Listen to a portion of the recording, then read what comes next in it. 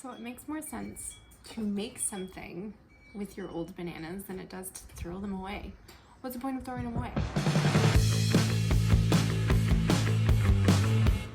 I used to be, for as long as I can remember, a fruit and dessert hater.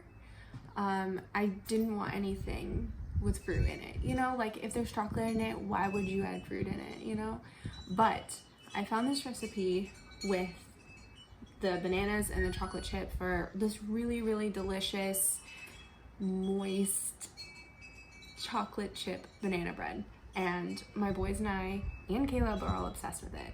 So I make it, I'm making it almost weekly at this point because we always end up with extra bananas. And Thomas is a banana fiend, so I'm usually buying a lot. And some weeks he will devour them, other weeks he won't touch them. This week is one of those weeks. So I want to show you how to make a very, very, very, very easy banana bread recipe. Chocolate chip banana recipe. Okay. Talking's hard. Chocolate chip banana recipe. That literally the hardest part about all of this is mixing it all together. And I've learned through practice to actually mix dry things and wet things separately. How the recipe is written, because like I'm just one of those people that just throw it in the mixing bowl, throw it in my KitchenAid, and call it good. But it didn't turn out great. So when I separated it, we did better. So I am gonna have 2 bowls to start with. They'll end up all being in one, but I do 2 separate bowls to start. So we're doing 2 cups of all-purpose flour.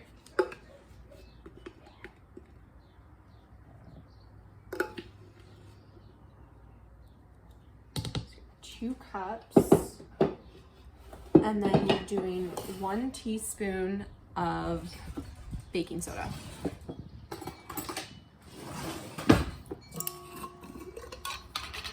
I'm using a half a teaspoon, so that's why I'm doing 2. But it's just 1 teaspoon of baking soda. Then we're gonna do half a teaspoon of salt.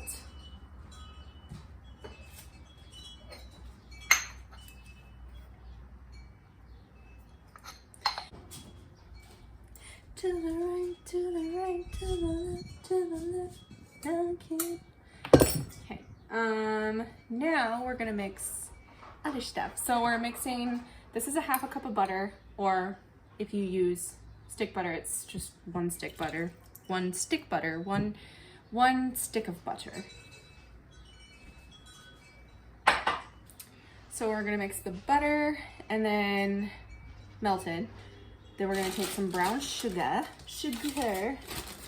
and it is half a cup. Half a cup of brown sugar.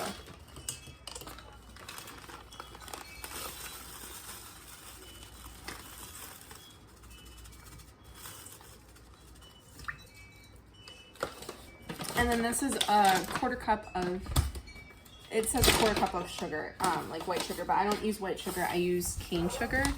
I probably could just stick to doing like 3/4 cup of just cane sugar, but I figured I had the brown sugar, so why not? Add 2 eggs.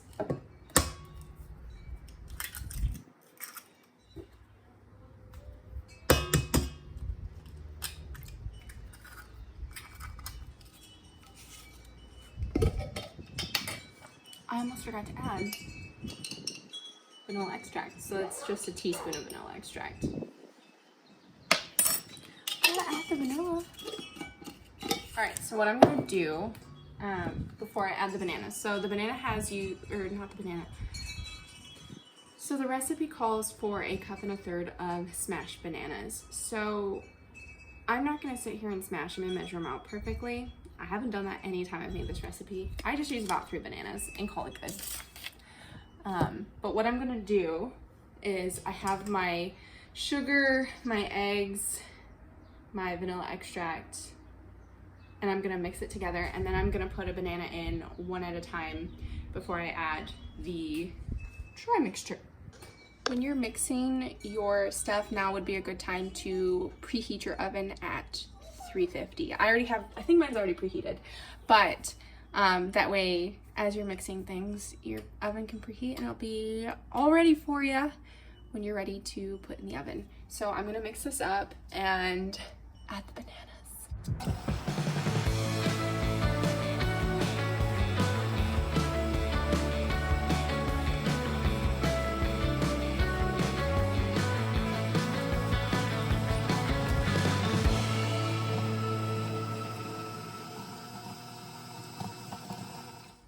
Now that that's mixed, I'm gonna add in the dry mixture.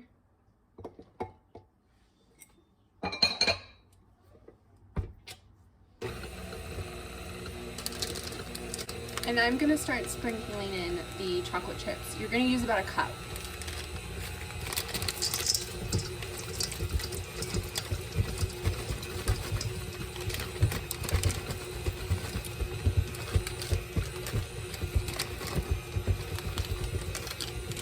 Okay, so this is how my mixture is gonna look. Nice and batter-like.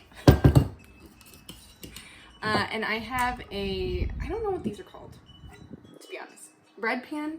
I'm gonna go with bread pan. This one's specifically from Magnolia, and I only mention that because I love it. I love this because I have a non-stick one. I think it's just like one of the Target brands. Non-stick pans suck. I have cooking sheets that are non-stick pan. I dislike them very, very, very strongly. 100% would go with stainless steel. I really like this. I did grease this with some olive oil so it won't stick to the pan.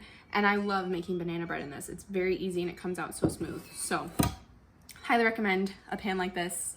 If not, if you do have a non-stick pan, personally, I would use some parchment paper. It's gonna make your extraction process a lot easier, but you will do what you will do.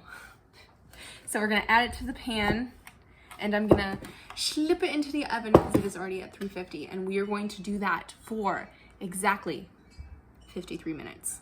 That's what I found my oven has really liked. The bread comes out and it's cooked all the way through, because listen, it's anywhere from like 50 to 60 minutes, and I really had to tinker with that because I've made it all the way from very undercooked, and we tried to cook it a lot and it just turned out horribly, to it was pretty crispy. So I've made this enough that I found that 53 minutes. Chef's kiss, beautiful, beautiful bread every time. So